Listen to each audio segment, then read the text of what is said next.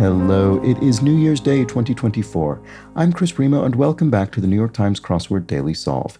It is a Monday crossword, which means we're going to be kicking off the solving week, the solving month, and the solving year with what should be a relatively approachable, gentle, themed edition of the New York Times crossword. Let's hope that's what we have in store for us as we head into 2024. I hope you have a really excellent 2024, and I hope you spend a little bit of it with me solving these crosswords, which I intend to keep doing throughout the year. And thank you to everyone for watching the channel and for supporting it in any way that you do. And thanks especially today to Alex, Laura Sexton, and appropriately enough to New Year's Day, a new benefactor, Mike from Vermont.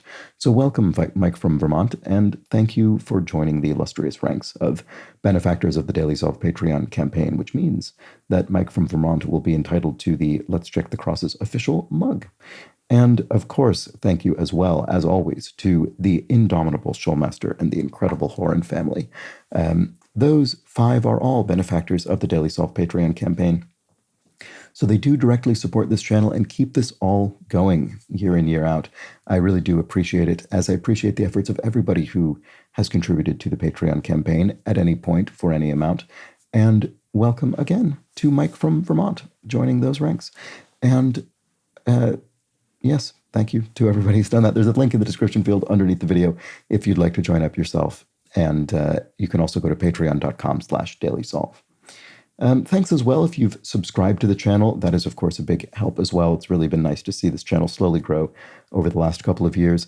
And if you would like to help out in other ways, you can comment on the videos, like the videos, and so on. Those things are all helpful. And finally, you could join the Daily Solve Discord chat server, to which there's a link in the description field. It is a nice, friendly chat community, as I say every day, because it's true every day.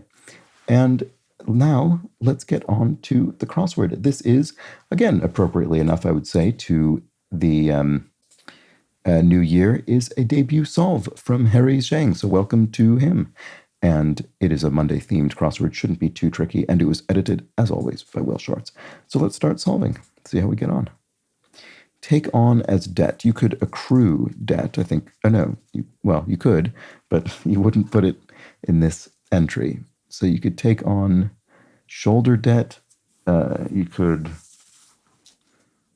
Why can I not think of a word? I can't. Or just about-ish. Incur debt. You could incur debt. There we go. I needed that ish to help me out. Okay, great. So to get a run or a goal would be to score. There we go, in a game. And sergeant or corporal would be ranks. Oh, no, in this case... well, it wouldn't be ranks, technically, because this says sergeant or corporal, so it would be a single rank. But anyway, that's irrelevant, because in this case, it's a non-commissioned officer. Those are non-commissioned military ranks. So there we go. NCO. Accord, Civic, or CRV. Those are models of Honda. And as I was just saying about that other or clue, we're only referring to one of Accord, Civic, or CRV. So a single Honda, not plural Hondas. An official on a train or for an orchestra would be a conductor. There we go. Who, I don't know, tells you to get all aboard, or who conducts the orchestra's tempo and so on. Dynamics. Language of Pakistan would be Urdu. There we go. And to be visibly affected by something would be to react to it. There we go. All right. Kids chasing game with head taps. Duck, duck, goose. I assume this is going to be a thematic entry in some way. Maybe that repetition pattern to two instances of a single word and then a third. I don't know.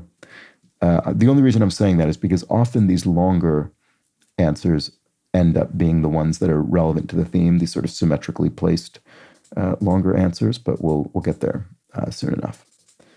Okay, here we have fish in a Japanese water garden would be koi. And you in French, the informal you, would be toi.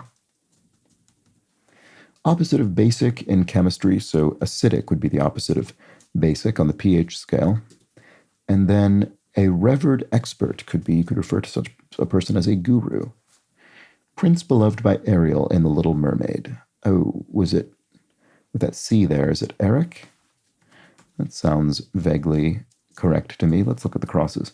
If one got on in years, which we're all doing as we're reminded as the years themselves tick by, we aged. Remedy would be a cure, and many office computers are desktop computers, desktops, I suppose, as opposed to laptops potentially. Here we have a part of the eye that shares its name with a rainbow goddess, Iris. And I think am I wrong? I think we were clued Iris via something involving rainbow goddess, maybe within the last few weeks. I could be wrong about that. I vaguely remember that being the case. Turn over a new leaf, say. Reborn doesn't make any sense in this because of the part of speech. Turn over a new leaf. I want it to be re-something. I don't know, it might not be.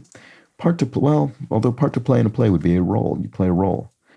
And then Taylor Swift's 2023-24 Eras Tour. I'm aware of that because there's a film of it. And then Turn Over a New Leaf is re-something after all. It is I can't think what it is. Sorry. Popular cream-filled cookies. There we go. Maybe it's appropriate that we're starting the new year with one of the all-time classics of New York Times crossword fill, the Oreo, the official snack cookie of the New York Times crossword. And there we go. Popular cream-filled cookies. And it's funny that the clue is as absolutely basic as it gets. Nothing clever here to kind of work around the tradition. Maybe that was intentional. Rope weapon for Wonder Woman would be a lasso. There we go. Blank Park, Colorado. This is a funny one. I think I only know this because I've seen it a few times in crosswords. I don't know if there's anything there. I mean, yeah, Estes Park, Colorado. I don't know if there's anything particularly noteworthy there or what, but it's come up in crosswords a fair few times, and I think I only know it for that reason. But let me know in the comments if there are important. I mean, I'm sure there are important things everywhere, but if there's something particularly historically notable or in some other way about Estes Park, Colorado, I don't know. Suffix for celebration, fest for festival, so like Puzzle Fest or something like that. Reform. You could reform yourself. Turn over a new leaf. Okay, there we go. That's what that is. And then midsections of human bodies are torsos. Great. Sticky, drippy substances would be goos, I suppose. And joints exercised by a 56 across dancer. And 56 across here says Hawaiian dance style, which could be hula, I would think. So maybe your hips are exercised in hula dancing. That would make sense. That sounds logical. If you chomped down on something, you bit it. And an off-Broadway musical made into a 2021 film directed by Lin-Manuel Miranda. Tick, Tick, Boom. Right. I haven't actually seen this, but I remember that it was, I remember it coming out. And so that is the theme. Yes, we've got Duck, Duck, Goose, Tick, Tick, Boom. I can't think what others. I was trying to see if I could think of one or two more, but I can't off the top of my head. But anyway, that is the theme. We've got this repeated word and then a third word. Rugrats' dad, blank pickles. Oh, I do remember seeing this. I mean, it looks like stew with an S with a U in the third position. Although, having encountered it twice in recent crosswords, it could also be Gru, the character from whatever film that was. But no, I don't think it is. All right, bacon slice is a strip of bacon, right? For some reason, the first thing that came to mind was stick, which is not what anyone says. Proportion would be a ratio mathematically. And then a pageant crown could be a tiara to crown the winner of a pageant, perhaps. And then an average in golf would be par.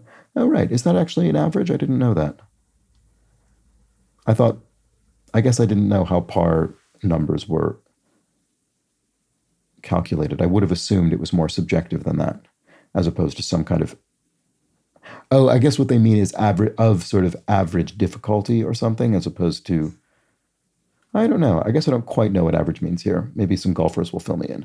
But anyway, par sounds right. I mean, the funny thing is, I would take par to mean average outside of golf. In other words, if you say, oh, he's operating about par, you'd say about average. But I guess that's what it means in golf. You hit par on the hole, so you're considered an average golfer. That must be what it is. That makes sense. Okay, steel component. Iron. That makes sense. Iron is a component of steel. And then extended family would be your kin. All right. Oops. Oh. Okay. Paint layers, coats of paint. Simple enough. Military fabric shade would be khaki. I thought this was going to be cons when I was just looking at it in the grid, but nope, it's khaki. And then, ooh la la, you might say. You're impressed by something. Chess piece shaped like a battlement would be a rook, the castle tower looking piece. Relative of Roger in radio transmissions. Copy that. Yeah, okay. So I think those both mean that you've understood and received the message that was sent to you. But I don't know enough about radio language to know what distinguishes the two. All right. To make someone angry, to roil maybe? Trying to think if there are other possibilities. There may well be, but I'll leave these for now until I'm proven wrong. Reply to 3 cheers. This is not, I'm already rile is going to be it, not royal. That's a much better answer anyway. Because this 3 cheers will be hip, hip, hooray. There we go. I just realized I should put my phone on airplane mode. I hope I'm not getting any cell signal coming through. All right, charge of religious unorthodoxy. Heresy, right, okay. Took me a moment there. Without a doubt, truly is not long enough for this. Verily, without a doubt, surely, that's what I want. Okay. Barber's razor sharpener, a strop, a sort of leather strop to sharpen a razor. And a soothing words. Oh, they're hun, or they're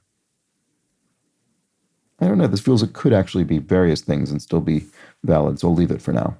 Fixed price, a rate is a fixed price, I suppose. And then yours and mine are ours. Devious scheme could be a ploy, a scheming ploy or plot. Here we have a big name in moving vans is U-Haul. Oops. Here we have an old school chic, so something's back in style, it's retro. And I think we've seen everything else over there. So here a Netflix competitor, Hulu, which I think is only in the US or possibly North America more broadly. It's a streaming service. And then Musk of Tesla is Elon Musk. Something to whistle is a tune. You could whistle a tune simply. Villain on the high seas, a pirate. It could be a high seas villain. By the way, there was a fascinating edition of the wonderful BBC4 program In Our Time, which I listen to in podcast form mainly, about, which I just mentioned to let you know that it's available as a podcast, but about the Barbary Corsairs, which I mainly only really knew through sort of piratey stereotypes and things, but it was an incredibly fascinating and strange sort of geopolitical phenomenon around Europe and the Mediterranean, more particularly, that I just knew very little about, and it was incredibly interesting and really is worth listening to. So the episode of In Our Time about the Barbary Corsairs, absolutely fascinating. You'll be surprised, I think. Okay. Anyway, what else is in here? Very much is a lot. Something to whistle as a tune, right? Okay, we did see all of this. Note acknowledging a debt, an IOU. There we go. Gardener's sod chopper. Right. It's a funny way of phrasing it. I've never seen that one before. But a hoe you literally used to break up sod in gardening context. Advisory committee. A panel, or what would this be? Not sure. Oh, no, never mind. Brothy noodle dish in Vietnamese cuisine. Pho. There we go. And a Warsaw native would be a Pole, so literally a resident of Warsaw, of Poland. Property next to Go in Monopoly. I don't remember. Pseudonym. An alias, that is the answer. Streep with an AFI Life Achievement Award. AFI, I think, is the American Film Institute. This would be Meryl Streep, the actor, the great Meryl Streep. And then broadband hookup initials, DSL. I don't remember what this stands for, but it's a form of internet data transmission. Okay, leader of a meeting, or that leader's seat.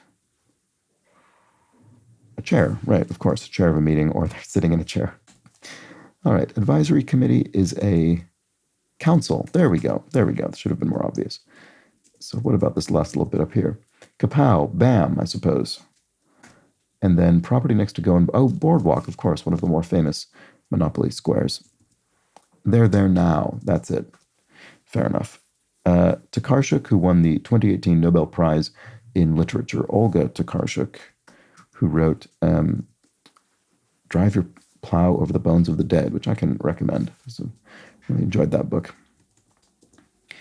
Okay. Scratches at, claws at. Ice House is an igloo. Superior and Victoria for 2 are, of course, lakes. There we go. And then Deep Sorrow is woe, and Rescue Us would be SOS. There we go. Which for most of my life I believed was something like Save Our Ship, but apparently doesn't stand for anything. And there we go. That was the crossword. That was our first crossword of 2024. And as promised, I think relatively gentle. Let me know in the comments or the Discord how you felt about the approachability of this crossword, but I thought it was relatively approachable. And I think there was no revealer. We didn't have anything sort of explaining what was going on with the theme, but we didn't really need it. I think it was fairly self-explanatory. We had 4 phrases of the same pattern of construction. So as became clear, I think pretty much after the first one, we were going to get a repeated word and then a singular word. So duck, duck, goose, tick, tick, boom, hip, hip, hooray, and they're there now.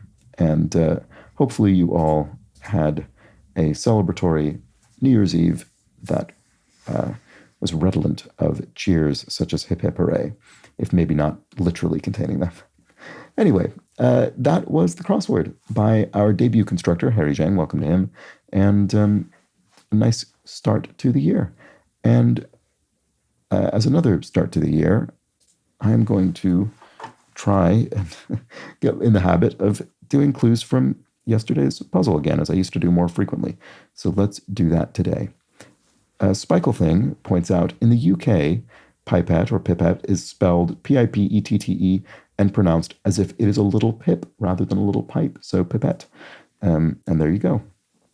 We had pipette in the, obviously the US version in the crossword yesterday, of course.